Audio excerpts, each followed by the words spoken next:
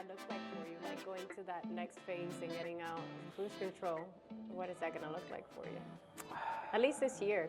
You know, like 2025. last year was cool because we started doing events and training a lot of different people and growing team members and growing joint venture partners.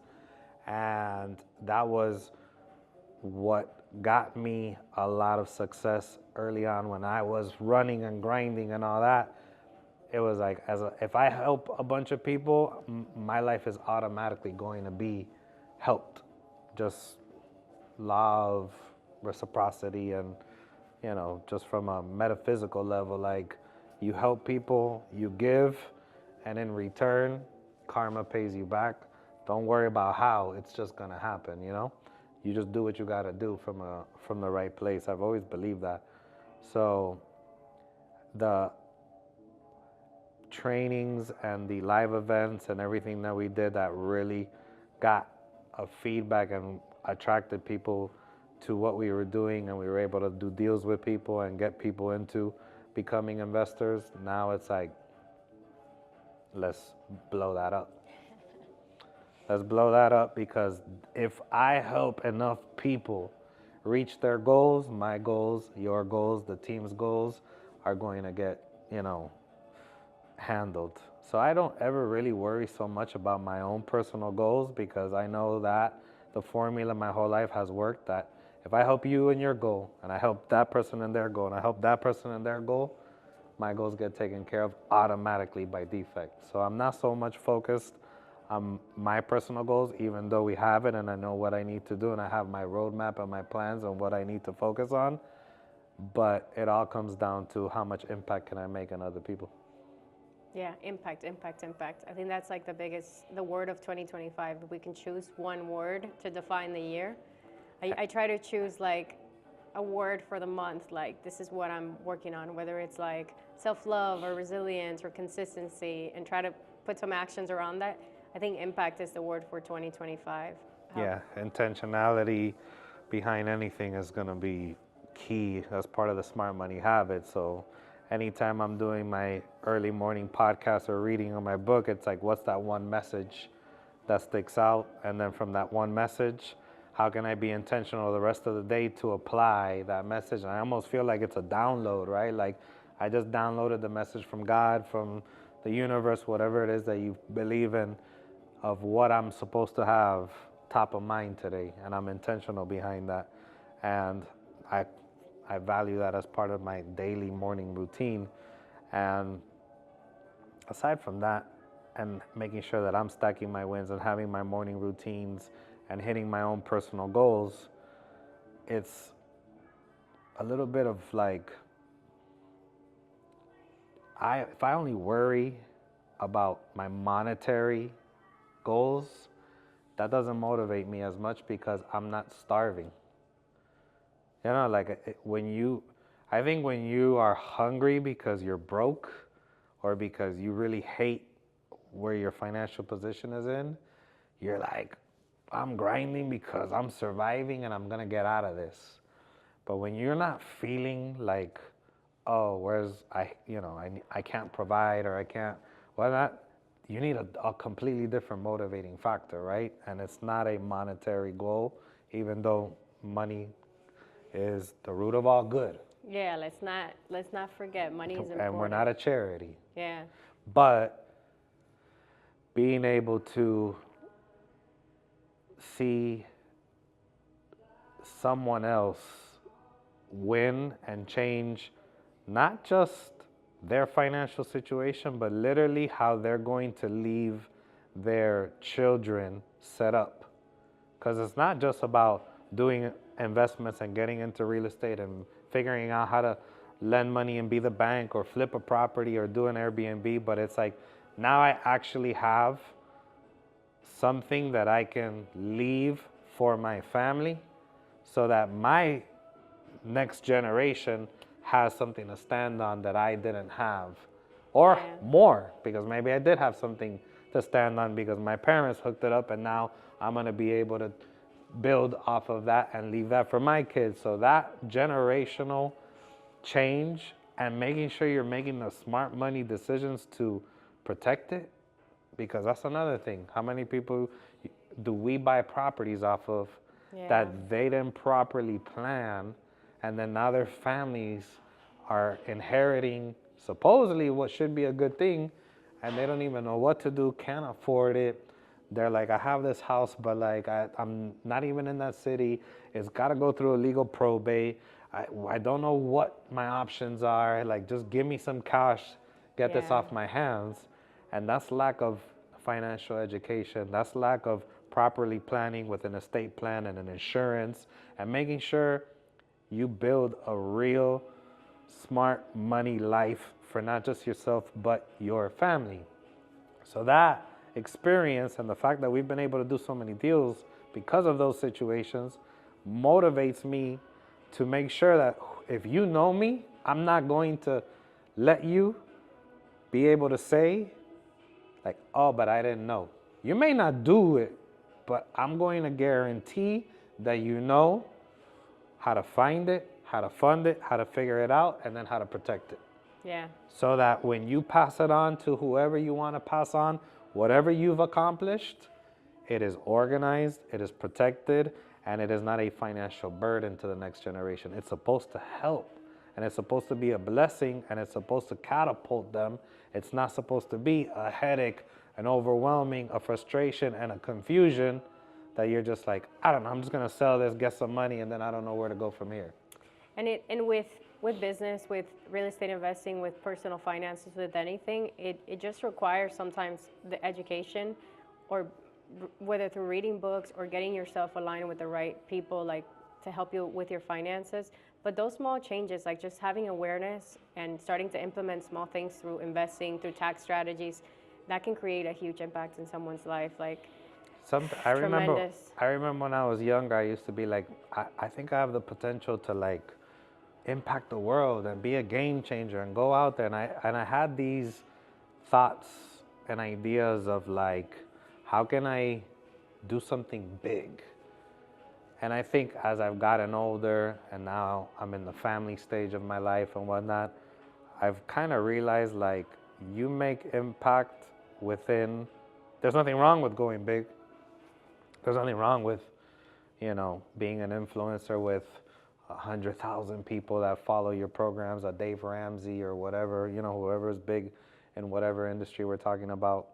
But there's also something beautiful that you can do it within your family, your friends, your coworkers, your social media, however big that is, whether you have 100 followers, 10,000 followers, or 500 followers, it doesn't matter. But like, if you can do something that impacts your world, your tribe, that ripple effect, because then they can do it, and then they can do it, and then they can do it. So you actually do make a difference and make impact and make change. And if you're intentional about sharing, and I think at this point, it's like, I can be quiet, I can turn off my social medias, which I actually really don't enjoy the social media side of the business. But why do I do it? Because like you said, every single week I get the, man, I watched your thing and it helped me this, and I watched your thing and it's interesting. And in New Year's, funny enough, obviously we didn't work on New Year's, and it was the after party. It's like 2, 3 in the morning. I ran into a high school contact. I was like, hey, what's up? I haven't seen him in years. Really good dude. And he's like, I've been seeing your stuff, man, and this year I want to get with you because that's exactly what I've been wanting to do. I love that. And when you get that, and I get that now so much, and at that point I had a couple tequilas in me too, and I'm like, brother, we'll talk about it, but not today. Talk to you Monday. Talk to you Monday. 3 in the morning, like, Happy New Year. So I was thinking to myself, every single time I feel like building a brand and sharing and this, like, I can just close my deals, collect my rents, collect my Airbnbs. Like, why am I building for more? I can just take care of my kid and just be chill and just relax. But when you get someone who's like, man, you are helping me to do the same thing for my kid, it's like, all right, turn the camera on. Let's film this video. Like, let's do this training. Let's share this, send the email out. book the live event. Like we just had right now 2 different people reach out to us to do live events, and it's like, book it. Like, all right, we'll do as many live events that make sense with the right people and the right culture. Like, book it. It's the year of impact. As far as business goes, I know we want to do a lot more fix and flips, and we did a good number of fix and flips last year, and doing the end of the year review gave us clarity that we want to continue to do more next year, continue to flip more properties.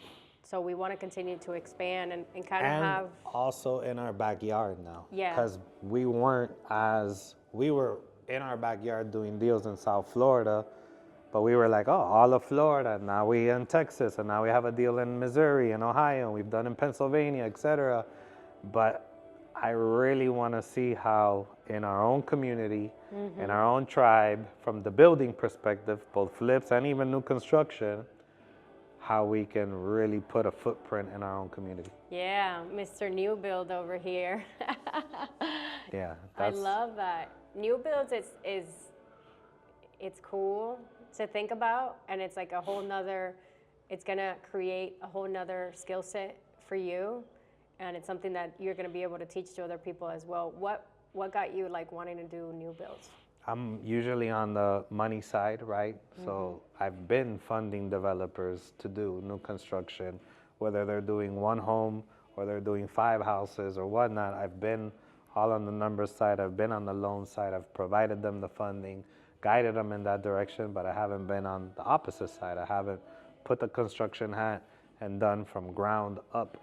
So I'm like, what's the one deal after doing sub-twos and doing all the creative things that we've been doing, it's like, what's the one deal that I haven't done?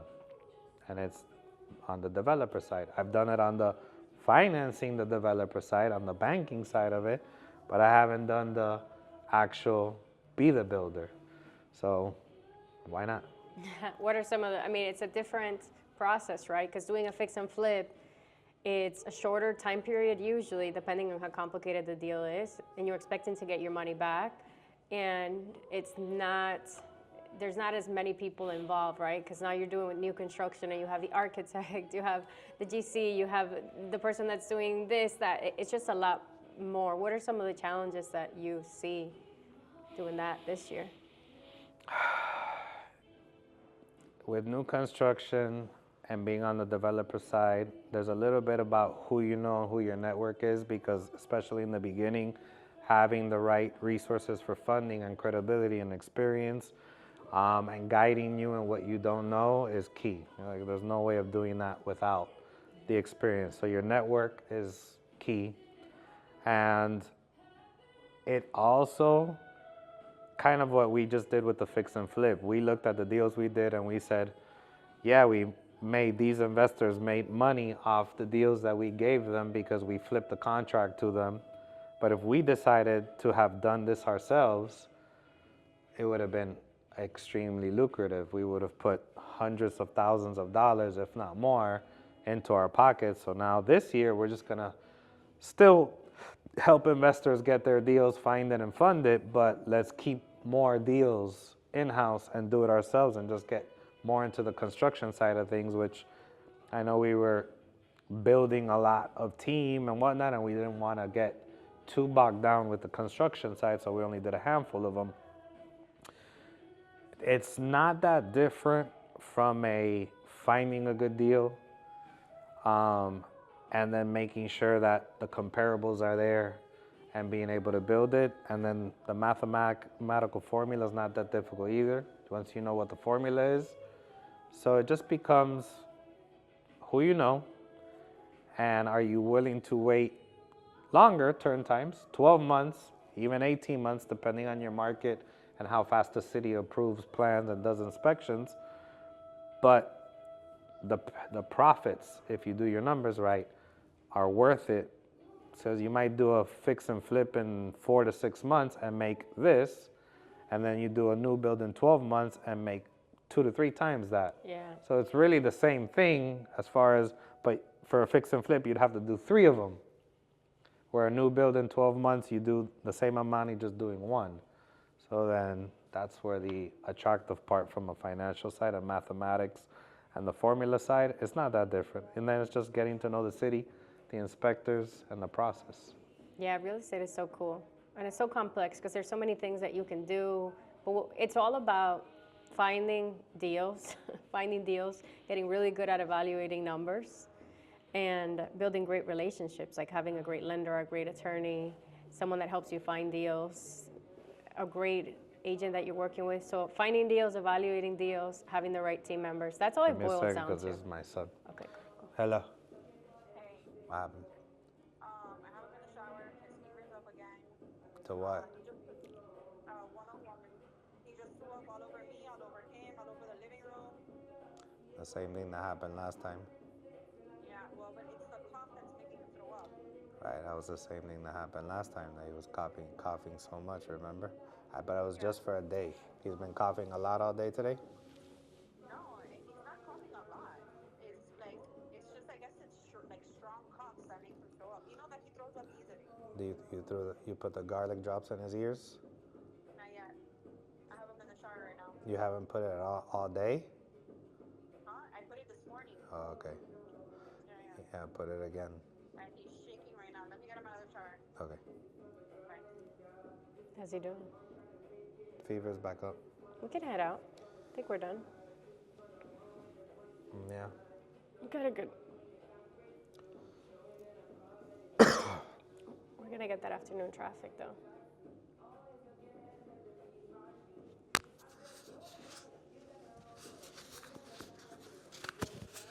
I think it would be good to do like Nah, leave it. Let's wrap up. Let's wrap up on the video. okay. You have it still on?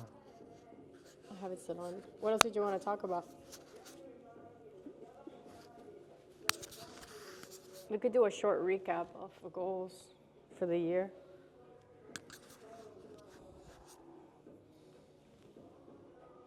I want to get back to work. I want to get back to calling. Is it blue? Is it back on? Am I crazy? Is it blue back on? Yeah. Am I crazy because I want to get back to calling sellers? I love working. It's like a... Look, for me, I think it's simple. 2025 is be ultra committed and disciplined to the calendar, to the goals per month that have been outlined with the action steps that are. Do not get distracted. Pivot and adjust based off of data that tells you of what is and is not working. Don't make emotional decisions and don't make decisions off ideas. And literally just try to help as many people as possible. Win, because if we do that, we're gonna win. Yeah. One like phrase that stuck with me from the weekend is team, customer, profit. That's the order, right? You start off with your team, creating a culture where your team feels good, where they're inspired, where everyone's goals aligns with the company goals and their personal goals, and it's a good environment to be in. Create a great experience for your customer. So really making sure that we're serving sellers at a high level, and then the profits are gonna come. So that's just how it goes. Team, customer, profits. A lot of people, even us when we started, we had it the other way around. Profit You first. start with profit in mind and just doing this for the time that we've been doing it and the growth that we've experienced as a business and like personal growth too. Now I see it clearly and I know what we need to focus on. One thing that I've really have worked on a lot is focus, right? What are the things that I need to focus on and not getting distracted and doing things that I'm not great at and I don't enjoy doing. And it's not gonna serve my purpose in the business, and it's not gonna serve my bigger purpose. Like, I love people, I love talking to sellers, I love closing deals, I love building relationships, I love just people as a whole. I love creating content so I can connect with people maybe in a different level. So that's my full focus this year. Really just people, my team, the clients that we're serving, the people that are joining our community, the relationships that I'm building. That's my only focus for 2025, and really how to become a better person and a better leader. Because I think your team kind of moves at the same speed that you do, and they mirror you. So it's like, I'm not a parent yet, but I can compare it to parenting, right? Even when you're having a bad day, you still have to show up as a parent. So your company is no different. Like if you're having a No, bad that's day, good. That's good. you still have to show up, right? Because they're there. This is their livelihood. This is how they make money. You're sellers. Like just because you may woke up today tired and you're having a bad day, you still have to show up for them because you're solving the problems in their life. Like they're in foreclosure. So really just committing to that. I've been really working on time management, on focus, and like no matter what, really showing up every single day. Good days, bad days. Because it's not just me, it's a team now. Having people behind you, that's huge. That's huge. You're a parent, My business is my baby, essentially, and the people in my team. So really showing up every day, no matter what, being the best person that I can be and the best leader. And in order to do that, for me, I know now through doing a lot of inner work, it requires meditation, taking time off to rest and recharge so I can be a better version of myself, connecting with people. I love connecting with people, so putting myself in situations where we're working more, I'm meeting with people more face-to-face if I need to. So just putting all the habits in place to really make sure that I am performing at my best, and so is my team, and we're serving people at a high level. Impact, 2025. People will laugh when I tell them what are some of the habits to start, because it's so much self. And then they're like, but how does this affect my bank account? How can I do a flip? And how can I do an Airbnb? Or how can I be the bank on a deal? And what? And I'm like, what are you doing in the morning? They're like, what? They don't understand how much it's about stacking the wins and you being in a good place to be able to solve people's problems, to be able to impact people's lives, and to be able to create opportunity to win. Yeah. All right, let's get to work. 2025, we're coming for you. Let's get to work. That was good.